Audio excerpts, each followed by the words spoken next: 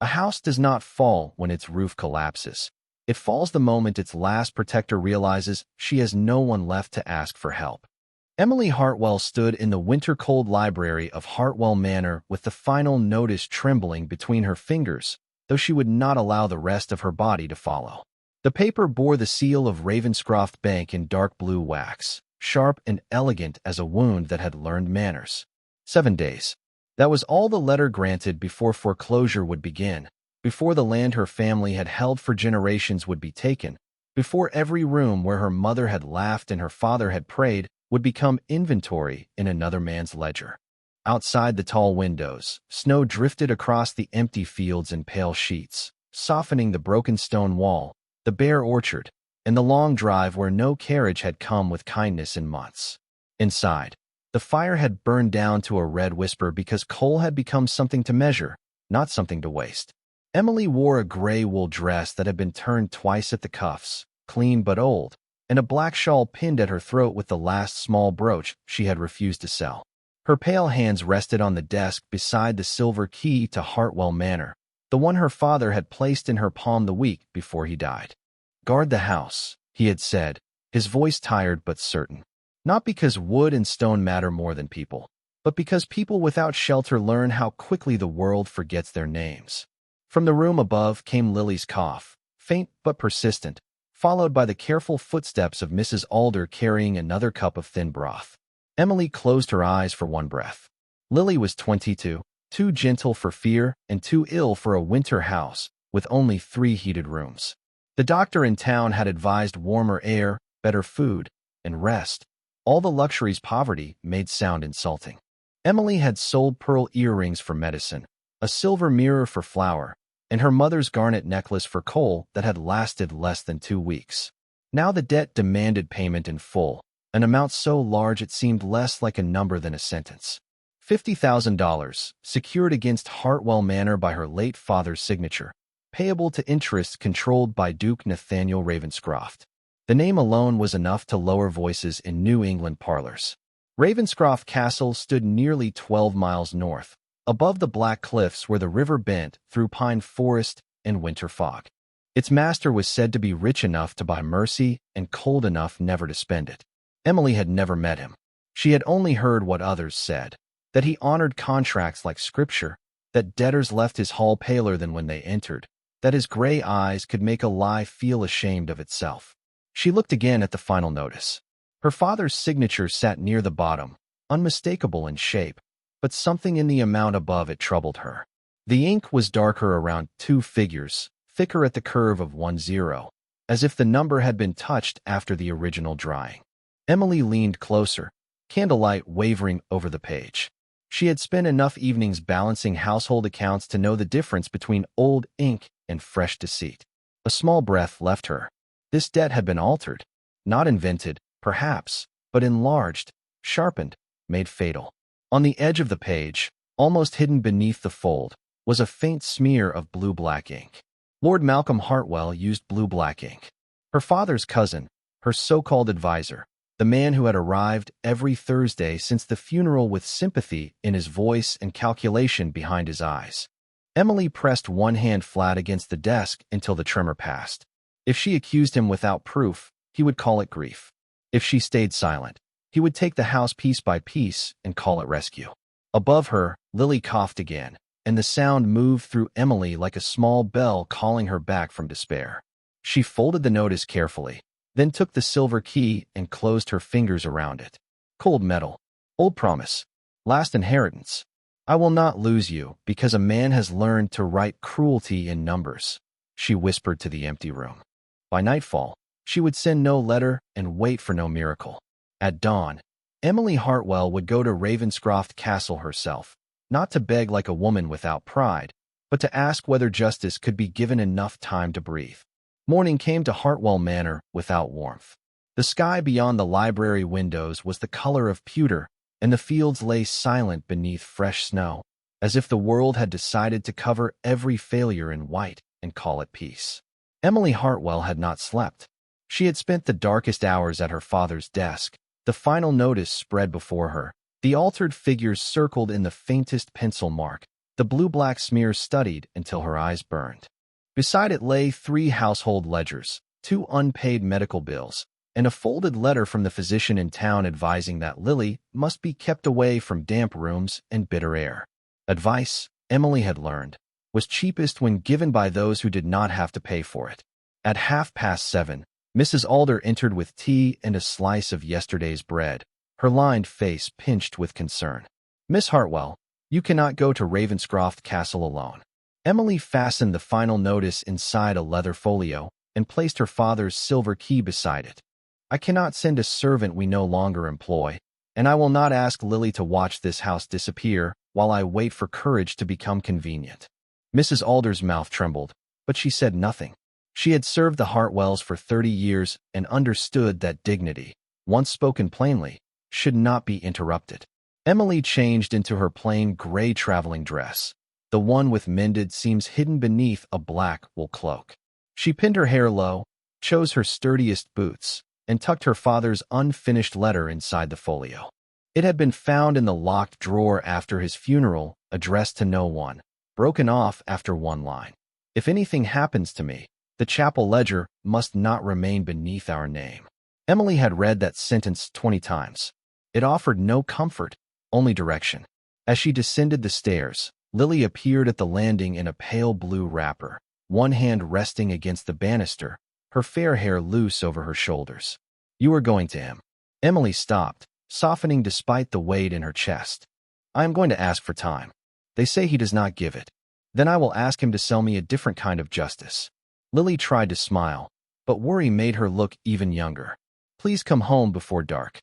Emily crossed the stairs and kissed her sister's forehead with careful tenderness. "I am not going to abandon you." The words were simple, but in that house they carried the force of a vow. By the time the hired carriage arrived, Lord Malcolm Hartwell was already waiting in the front hall, as though summoned by the scent of desperation. He wore a dark green coat, polished boots, and the expression of a man prepared to forgive a woman for making trouble before she had even begun. "Emily," he said gently, "Mrs. Alder tells me you intend to visit Ravenscroft. That is unwise." Emily drew on her gloves. Many things become unwise when a woman refuses to be quietly ruined. His smile held. Only his eyes changed. "You are overwrought. Your father's passing has unsettled you, and creditors are not softened by emotional appeals. I could still purchase the manor at a fair private value. You and Lily would be provided for. Your family dignity would remain intact." Emily looked at him then, truly looked, at the blue-black ink stain near the cuff of his right glove, faint but visible where the leather did not fully cover his wrist. It was the same shade that marked the altered notice. Her heart did not race. It went cold and clear. "How generous," she said. Malcolm inclined his head, accepting the phrase as surrender. "It is what family does."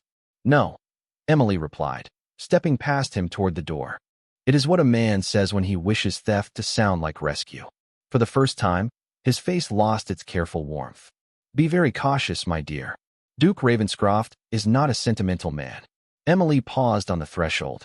Snow moved across the drive in thin silver lines. "Good. Sentiment has served this family poorly." She entered the carriage with the folio held close, the silver key pressing through the leather against her palm. As Hartwell Manor receded behind her, its pale walls half hidden by winter fog, Emily understood that she was not merely riding toward a creditor. She was carrying an accusation into the house of a man who owned her ruin. 12 miles of frozen road lay between fear and whatever waited beyond it, but for the first time since the notice arrived, she felt something stronger than dread. A debt could threaten a house. A lie could threaten a life. But a woman who had finally seen the ink on her enemy's hand was no longer as helpless as he believed. The road to Ravenscroft Castle did not climb at first. It stretched northward through low white fields, past stone walls buried to their shoulders in snow, past farmhouses with shuttered windows and chimneys breathing thin gray smoke into the morning. Emily Hartwell sat upright inside the hired carriage, the leather folio resting on her knees, both gloved hands placed over it, as though her own stillness could keep the truth from shifting. The driver, Mr. Bell, was an old man who knew every rut between Hartwell Village and the northern cliffs, yet even he muttered to the horses whenever the wheels slid over ice. "12 miles is a long mercy call," he said once, not turning around. Emily looked through the frost-rimmed glass. "It is not mercy I mean to ask for." He made no answer after that. The world grew harsher as they traveled. The open farms gave way to pine woods, the road narrowed, and the sky lowered until it seemed caught in the treetops. Snow struck the carriage in sudden gusts, then eased into a fine glittering mist. Emily could feel the cold through the floorboards, through the soles of her boots, through every place where fear had found a seam. Yet inside her, the image of Malcolm's blue-black ink stain burned with unnatural clarity. It was so small a thing, a mark most people would never have noticed, but desperation teaches the eye to become exact. She opened the folio again and studied her father's unfinished letter. "If anything happens to me, the chapel ledger must not remain beneath our name." Beneath our name. The phrase haunted her. Did he mean beneath Hartwell honor, beneath Hartwell land, or beneath the stone floor of the family chapel where generations of names were carved in marble?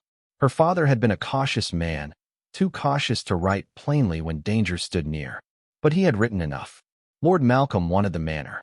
The altered debt made the manor vulnerable. The hidden ledger, whatever it contained, was the bone beneath the wound. Near midday, the carriage slowed before a village in whose sign creaked beneath a cap of snow. Mr. Bell stopped to water the horses, and Emily stepped down only long enough to warm her hands near the common room fire. Conversation faltered when she entered.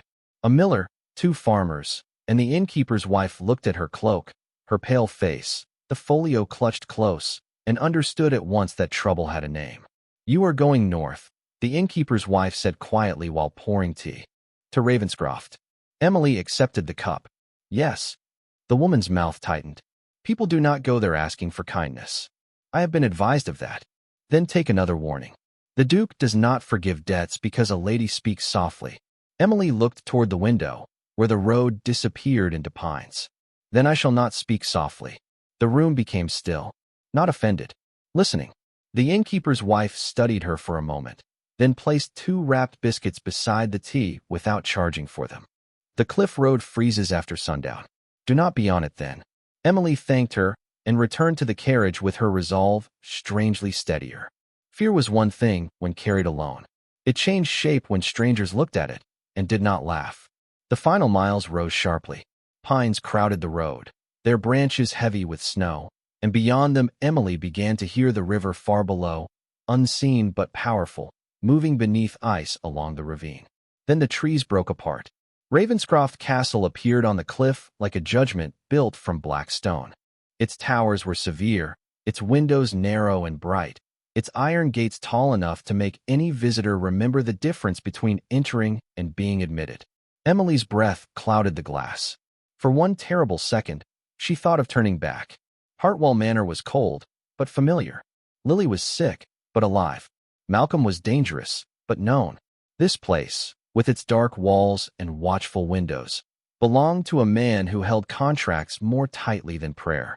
Then she felt the silver key through the folio and remembered her father's hand closing around hers. "Guard the house." The carriage stopped before the gates. A servant emerged from the lodge, expression unreadable beneath his hat.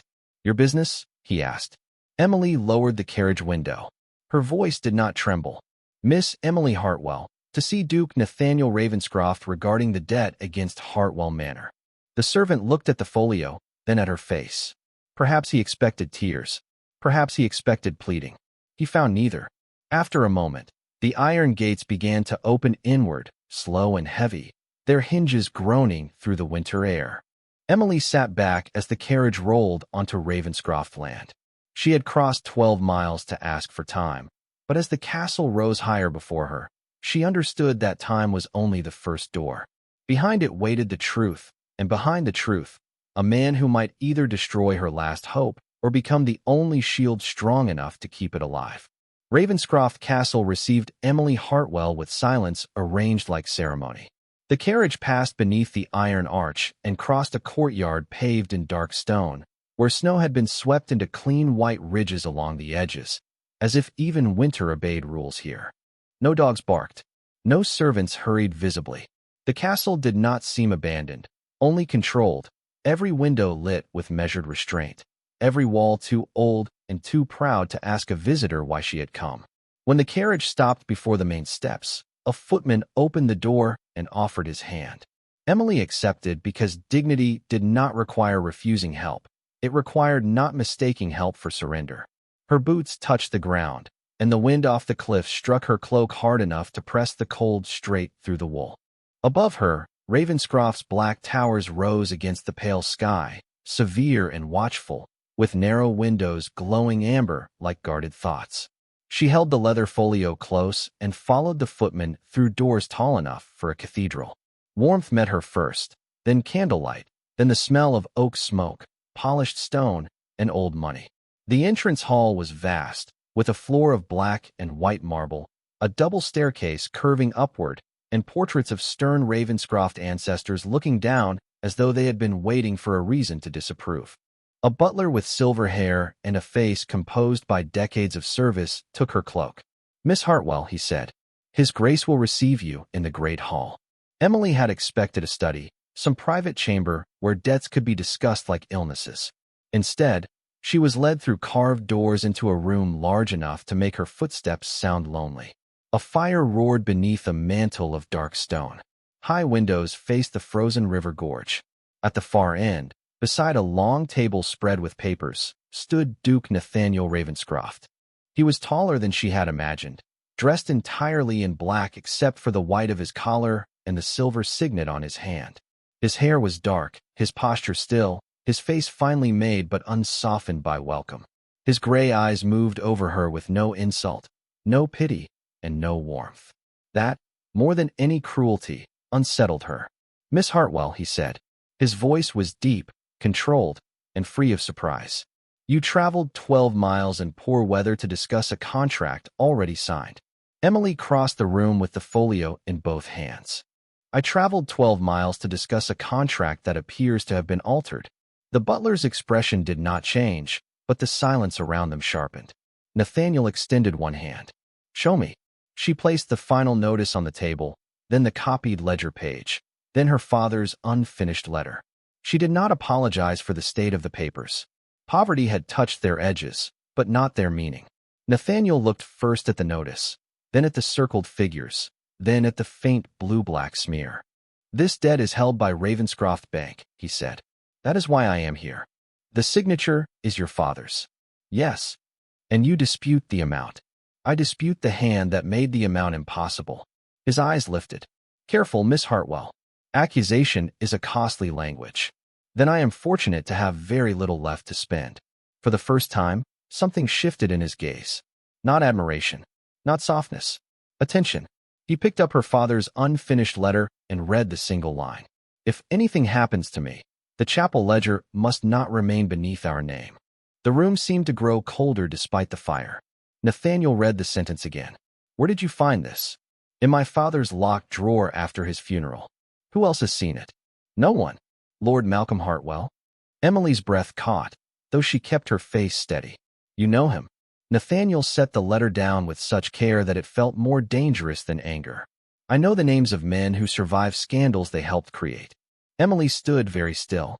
The crackle of the fire filled the space between them. "Then you know why I believe he altered the debt." "I know why he might."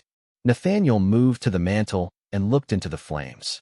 "But belief does not stay a foreclosure. Evidence does." Emily felt the words land exactly where fear already lived. "I am asking for time to find it." "Time is not mercy. Time is leverage. Given to the wrong person, it becomes another weapon. Then give it to the right one." He turned back to her fully. "And why should I believe you are that person?" Emily's hands closed around the silver key inside the folio. She could have spoken of Lily, of cold rooms, of the manor, of her father's last trust.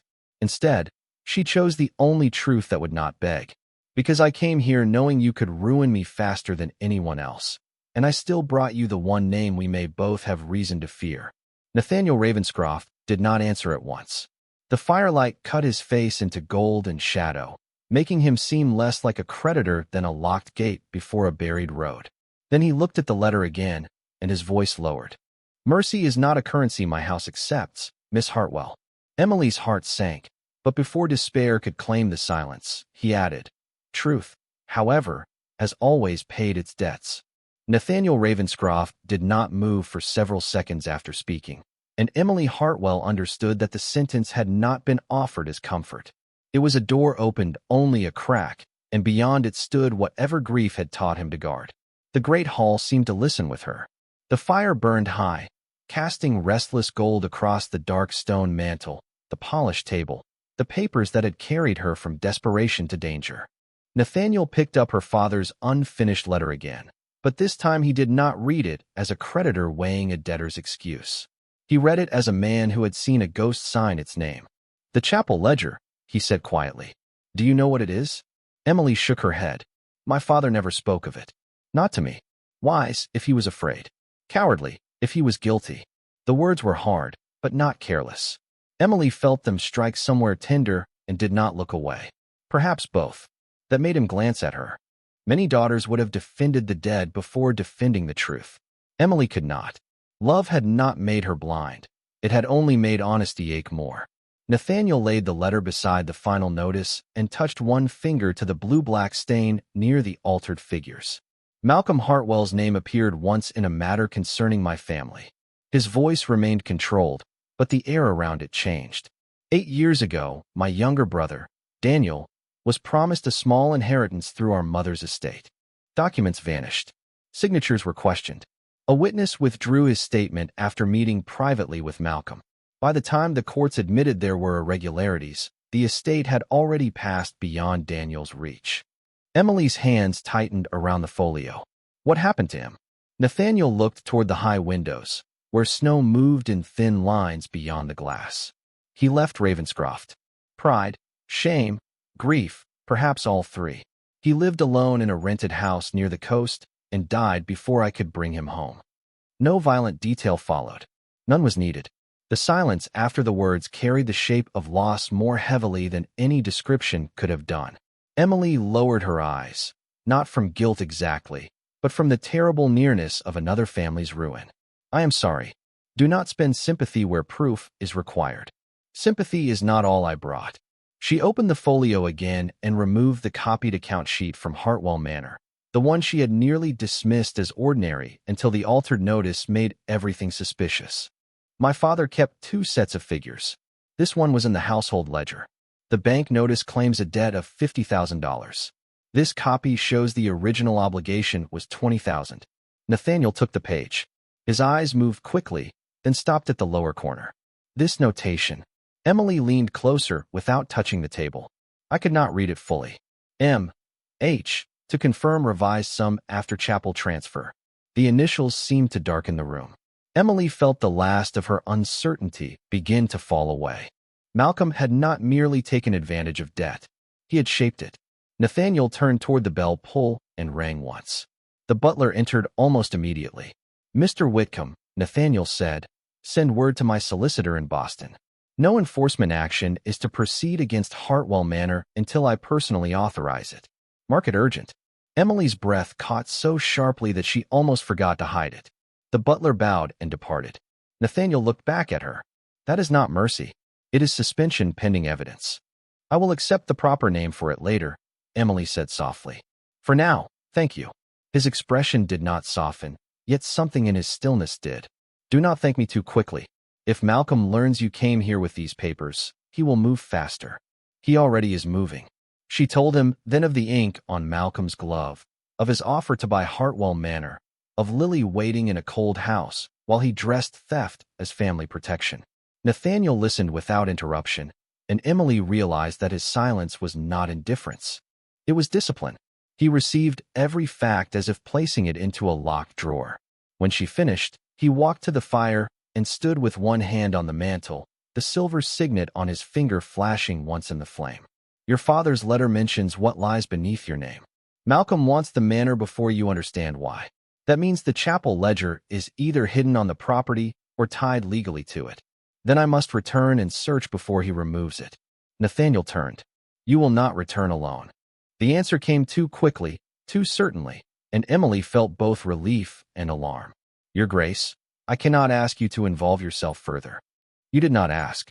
Malcolm Hartwell involved me 8 years ago." A pause followed, heavy with the past. You merely brought the first useful key. Emily reached into the folio and touched the silver key of Hartwell Manor. Old metal met her fingertips, cold and familiar. Then use it carefully, she said. It is the last thing my father trusted me to hold. Nathaniel's gaze moved from the key to her face. For the first time, he seemed to see not the debt, not the altered notice, not even the Hartwell name, but the woman standing alone inside the consequence of men's decisions, asking not to be saved from duty, but allowed to fulfill it. I will, he said. Outside, snow brushed against the windows with patient fingers. Inside Ravenscroft Castle, the bargain had not yet been spoken. The ring had not yet left its velvet box. But something colder and stronger than romance had already begun between them. An alliance forged from proof, grief, and the refusal to let a lie inherit another house. The suspension of the foreclosure should have felt like rescue. But Emily Hartwell had lived too long beside failing fires to mistake a pause for safety. The paper Mr. Whitcomb carried to Boston could delay the loss of Hartwell Manor, yet it could not stop Lord Malcolm from walking through its halls, opening drawers, dismissing servants, or reaching Lily before Emily returned. That understanding settled over the great hall with a weight no fire could soften. Duke Nathaniel Ravenscroft stood beside the long table, one hand resting near the altered notice, the other near the bell pull, his face unreadable beneath the amber light. Emily remained opposite him, her folio closed now, the silver key hidden inside, though she could still feel its shape as clearly as if it lay against her palm. If I leave now, she said, Malcolm will know I failed or succeeded by my expression alone. Nathaniel looked toward the high windows.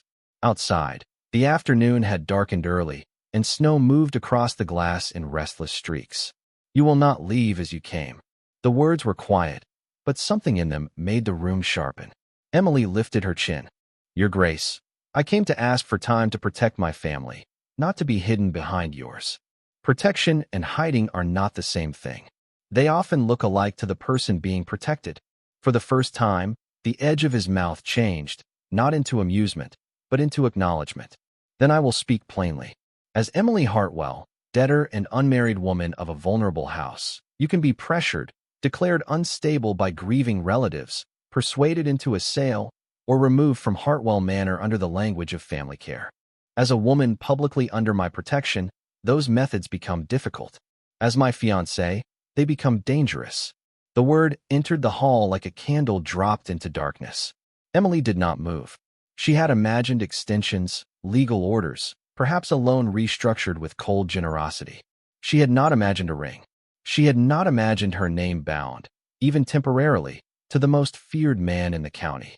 Your fiancé, she repeated, because the word required proof by being spoken aloud. A formal understanding, Nathaniel said. Public enough to prevent Malcolm from claiming authority over you. Legal enough for my solicitor to challenge any action taken against you or the manor. Private enough that its terms remain ours. Heat rose to Emily's face, though not from embarrassment alone. Shock, fear, pride, and the terrible knowledge that he was right all reached her at once. And what would those terms be? His gaze did not waver. Your honesty. Access to Hartwell Manor records. The chapel ledger if we find it. Your cooperation in exposing Malcolm. Nothing else. The question came softly, but it carried every warning a woman learned from being cornered by men with power. Nathaniel understood it. She saw that before he answered.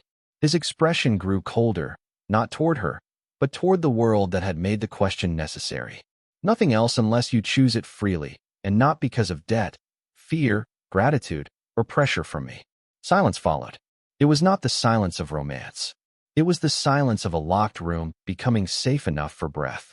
Emily looked at him across the table, at the man who held her ruin in one hand and offered her a shield with the other. He was not gentle. Perhaps she could not have trusted gentleness so soon. Gentleness could be rehearsed. Restraint could not. If I accept, she said, people will say I sold myself to save the house.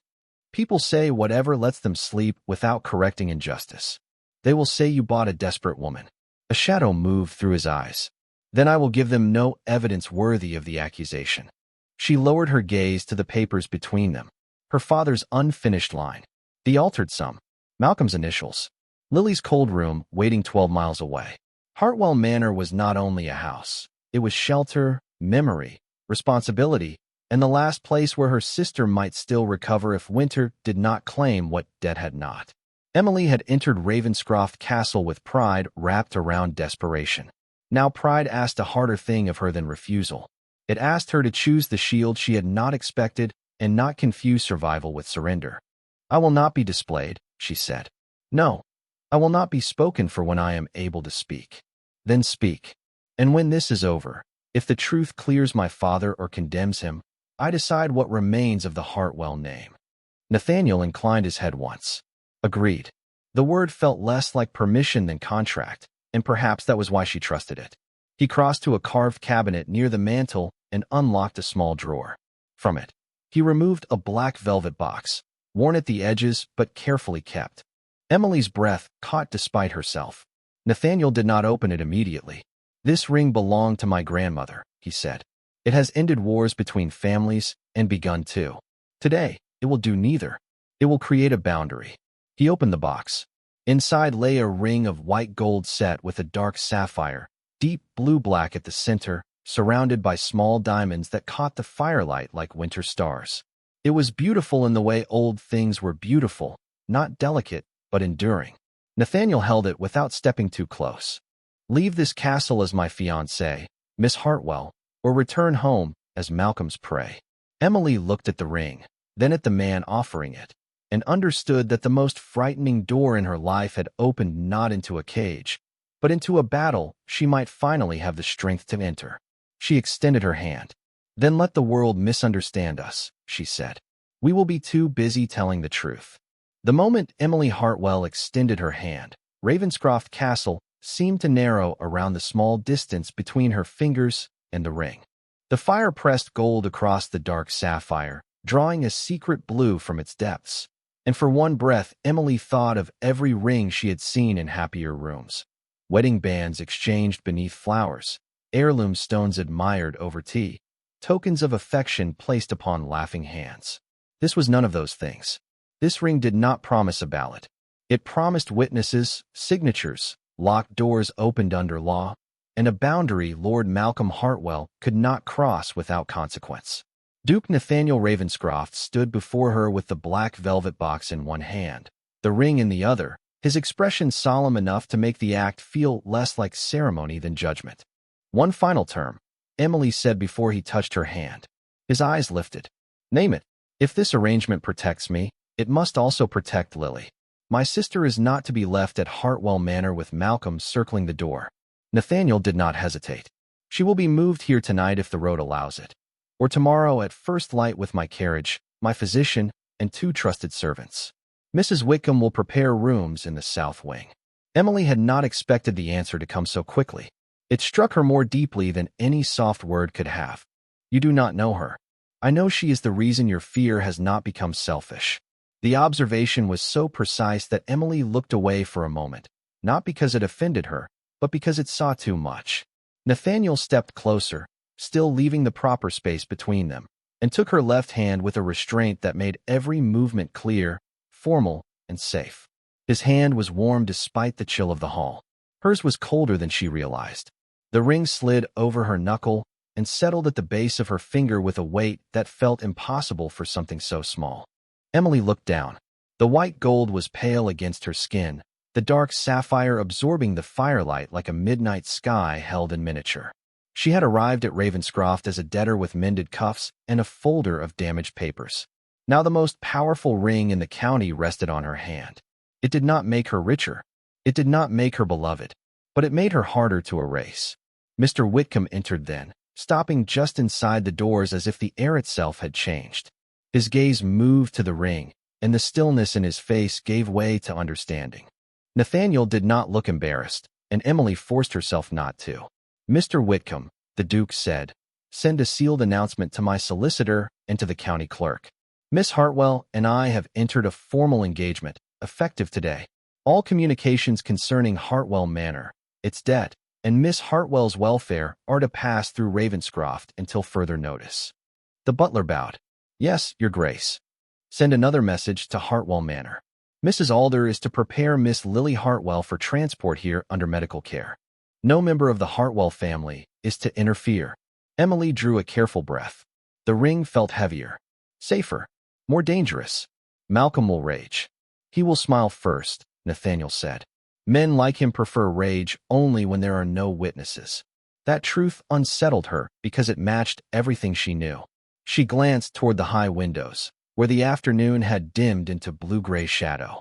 Somewhere 12 miles away, Malcolm might already be standing in her father's library, imagining the house half his, Lily frightened upstairs, Emily defeated on the road home. He would not expect a Duke's carriage. He would not expect a legal notice. He would not expect the woman he had cornered to return wearing another man's protection like armor. Nathaniel closed the velvet box and placed it on the mantel. You should eat before we leave. Emily asked. You thought I would send you back to face him with a ring and a driver? His tone was even, but the question carried a quiet rebuke. No, Miss Hartwell. A boundary must be seen to be believed. A strange warmth rose behind her ribs, fragile and unwelcome because gratitude was dangerous when offered to a man with power. Yet this did not feel like power pressing down. It felt like power standing beside her, disciplined enough not to mistake itself for ownership. She studied him in the firelight, the severe mouth, the controlled gray eyes, the grief that had carved patience into something colder than calm. Why are you doing this? She asked before caution could stop her. The truth is not enough answer. Not for the ring. Nathaniel looked toward the ancestral portraits above the mantel, all those dead Ravenscrofts watching their name move onto her hand. Because 8 years ago, my brother stood alone against a lie while decent people waited for certainty. I will not be one of them again. Emily understood then that the ring was not only a shield for her. It was also a promise he had made to the dead, spoken too late once, and now given form in white gold and dark stone. She turned her hand slightly, watching the sapphire catch the fire. Then let us not keep Malcolm waiting in ignorance for too long. Nathaniel looked back at her, and for the first time, the faintest almost smile touched his eyes without reaching his mouth. A brave woman is a difficult thing for a coward to predict. Outside, the snow continued to gather over the cliff road, but inside Ravenscroft Castle, servants moved with new urgency. Seals were warmed, letters were written, and a carriage was ordered. Emily had entered the great hall asking for time. She would leave it with a name powerful enough to trouble her enemies and a ring cold enough to remind her that survival was not surrender when chosen with open eyes. The news left Ravenscroft Castle before Emily Hartwell did. It traveled first by sealed note, then by servant whisper, then by the swift imagination of every household between the northern cliffs and Hartwell Village. By the time the Duke's black carriage was brought to the front steps, with 2 outriders before it and Mr. Whitcomb's formal notices locked in a leather case, the story had already begun reshaping itself in the minds of others. The ruined Hartwell girl had gone to beg for mercy.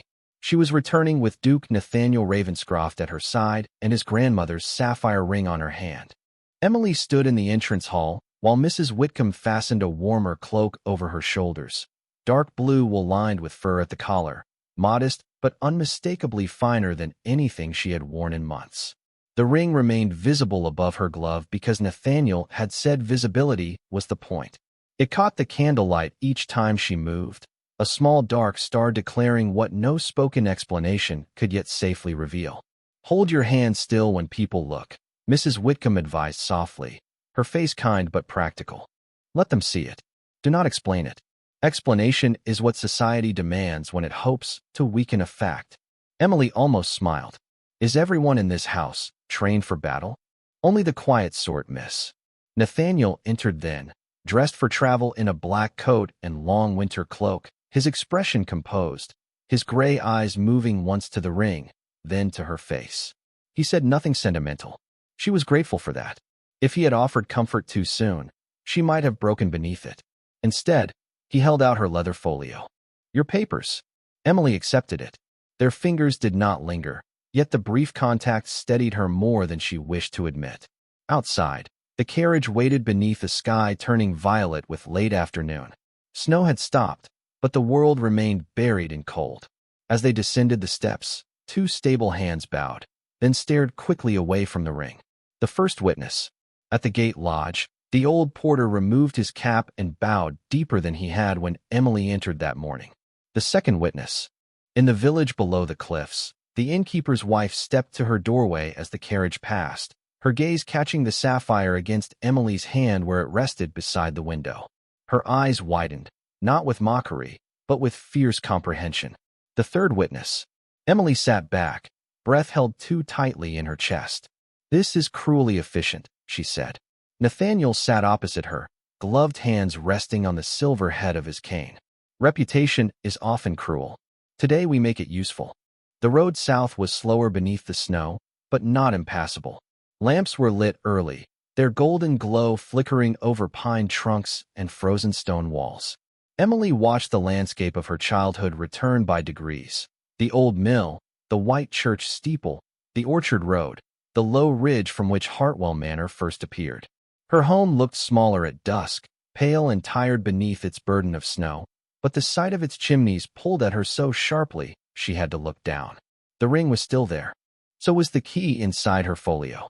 So was the debt, the danger, the hidden ledger, and Lily waiting in a cold room with no understanding yet of how drastically the day had changed.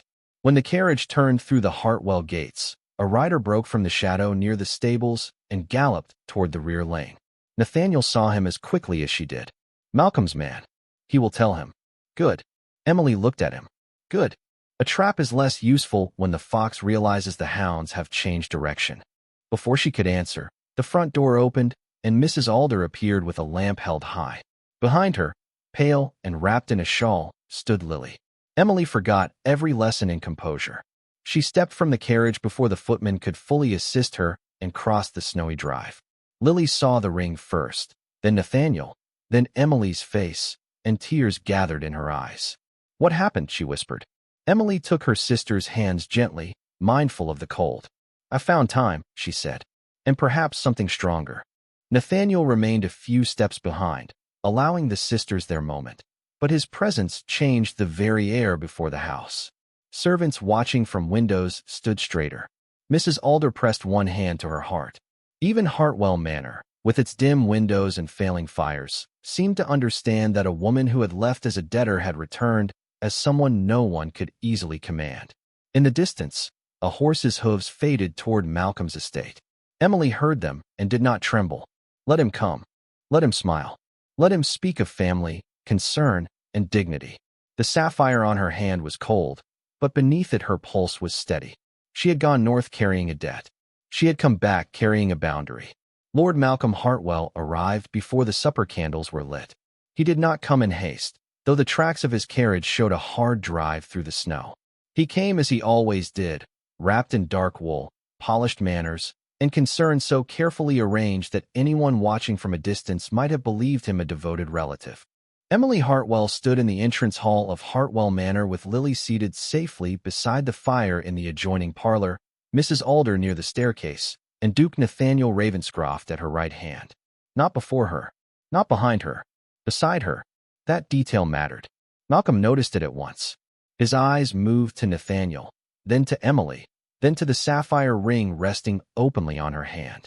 For the first time in all the months since her father's death, Emily saw his silence arrive before his smile. It lasted only a moment, but it was enough. "My dear Emily," he said at last, removing his gloves finger by finger. "What a troubling day you have given us. A sick sister at home, creditors circling, and now this sudden announcement. I fear grief has made you vulnerable to persuasion." Nathaniel's voice came calm as winter glass. "Choose your next words carefully, Lord Hartwell. They will be recorded." Malcolm glanced toward the solicitor standing near the writing desk, a quiet man from Ravenscroft's household with ink, paper, and a face trained not to react. Then he looked back at Emily, softening his expression as if she were still a child who could be guided by tone alone. "Emily, surely you understand how this appears. You left this morning desperate and returned wearing a duke's ring. People will not call that protection. They will call it exploitation." Emily felt Lily's worried gaze from the parlor. She felt the old floor beneath her shoes, the weight of the key in her pocket, the ring cold against her finger, and the folio resting on the table beside her father's unfinished letter. She had feared this sentence all the way home. Now that it had been spoken, It seemed smaller than the truth beside it. People may call it what they please, she said.